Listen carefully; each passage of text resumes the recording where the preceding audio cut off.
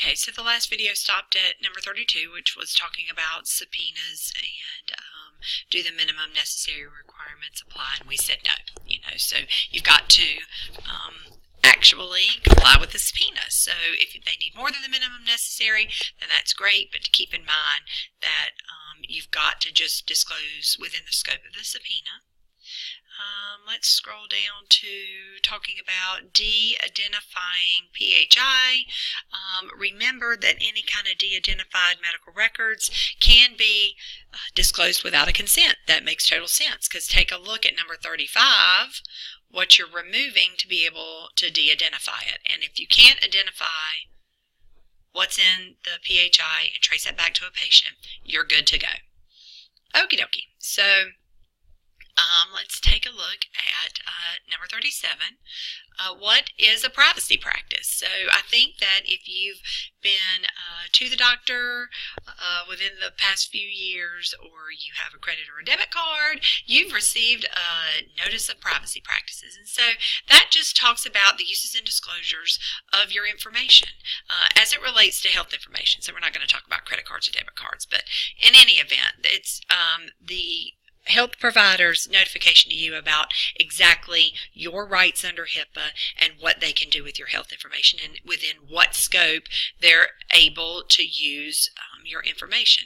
And so 38 says, all right, well, so we know our providers have to provide a notice of privacy practices, but do we have to have some kind of acknowledgement from the patient? So the healthcare provider has to make what they call a good faith effort, which we've seen that before in law, to obtain that written acknowledgement. So let's say you go see your general practitioner or your GP once a year for your annual physical. Probably one of the forms that they have you update just to make sure that you still got the same address, same telephone number, same insurance. One of the signatures they're going to grab from you is their notice of privacy practices. And GPs do it differently. Hospitals are a little different. We don't necessarily see our patients over and over. Sometimes we do have frequent flyers, but every time we see them, we certainly are trying to have them sign an acknowledgement that they've seen the privacy practices and they really don't have any questions. All right, so you can ignore that says extra credit. So I'll use that as extra credit at some point, and it's written in there. But 39 certainly tells you what's got to be within the privacy practices. Again, now that you know about a privacy practice and that Hipaa requires it, the next time you're at your doctor's offices, take a look around for it. Sometimes they're posted up at the registration desk. Sometimes they're just provided to patients, and sometimes they're actually even mailed to patients. 40 talks about the posting. And then what happens if a patient refuses to sign? And believe me, there are refusals. And so again, we've just got to note within the chart that the patient did refuse. And you can read through 42, 43, and 44. Number 50 starts to talk a little bit about release. How quickly must CEs respond to an individual's request for access? So the CE must act on this request within 30 days. If the information is retained off-site for whatever reason, it's 60 days. If the CE is unable to make the action within that time, they can extend it legally by 30 more days. Usually, guys, it's not taking 30 to 60 days to get a patient's PHI to them upon a request, and we'll learn about timetables and what that looks like when we started to release, but this just gives you an idea about what Hipaa said. 51, keep this in mind too when we start talking about what the state of North Carolina says as far as fees are concerned, and what we can charge patients and insurance companies and attorneys for accessing a patient's PHI. So if an individual requests copies or agrees to a summary, the CE can impose a cost-based fee, and that's just big and fancy for what does it cost the facility. That's what you need to charge back. So number 1 says copying, including the supplies and labor, can be figured in, postage when it's mailed, and then preparation of a summary if that's what the individual is getting instead of individual copies of their medical records. So the key here is cost-based. So we can't charge them a $40 retrieval fee. I'm going to charge you $40 even before I go out and make any copies.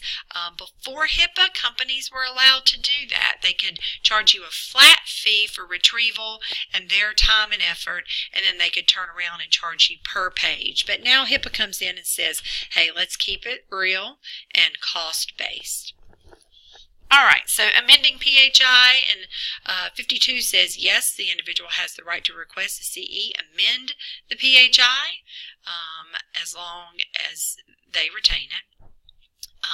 The amendments must be made in writing. And then 54 covers, does the CE have to make an amendment to the PHI if it believes the correction is inaccurate? So no, regardless of what a patient thinks, if the hospital, if the CE determines that the individual's request isn't valid, here's what we've got to do. 1, was not created by the covered entity unless the individual provides a reasonable basis to believe the originator is no longer available to act on the amendment, was not part of the record set, would not be available for inspection, is accurate and complete. So just because a patient sometimes wants to change what's in their medical record, we're not going to allow them to do it. All right, and then you have a few more that deals with what actions should be taken as far as amendments are concerned, and I'll allow you to read through that. 59 starts the accounting of disclosures, which is just big and fancy for that once HIPAA was enacted, covered entities were required to catalog every instance of a use and disclosure. So, does HIPAA allow individuals to request a report of PHI that has been disclosed to other entities? And the answer is yes. So, an individual has the right to receive the accounting of disclosures of PHI made by a covered entity in the 6 years prior to the date on which the accounting is requested, except for TPO to the individual, in the facility's directory, national security, so on and so on. So what the hospital does is keep an automated listing. That's super easy now, y'all. It's not anything that's very difficult. When HIPAA first came out, release of information software really didn't provide for that, but that's all built in nowadays, so not as scary as it sounds, cataloging the use and disclosures of a patient's PHI.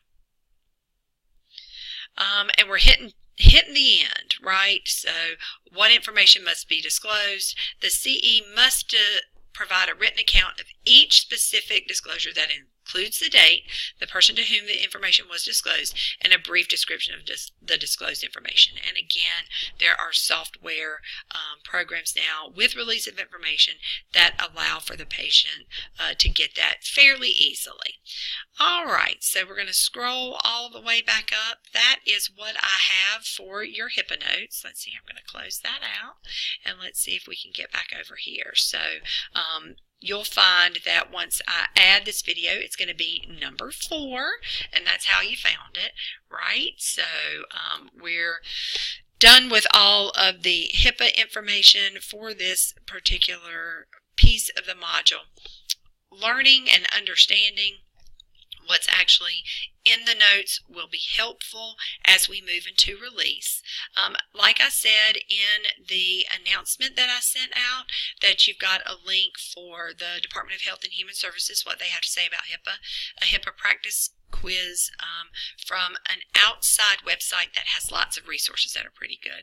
And then down to Cone Health privacy policies, which when we talked about the use of privacy policies and disclosures, it's a really good website to visit after you've done all of your reading, and then you can put some of this into practice. So the next module that we'll be heading into next week, we're going to be talking about some specifics with release of information. But again, if you can get this under your belt, you're doing fairly well, and you're getting ready for the big chunk of release of information.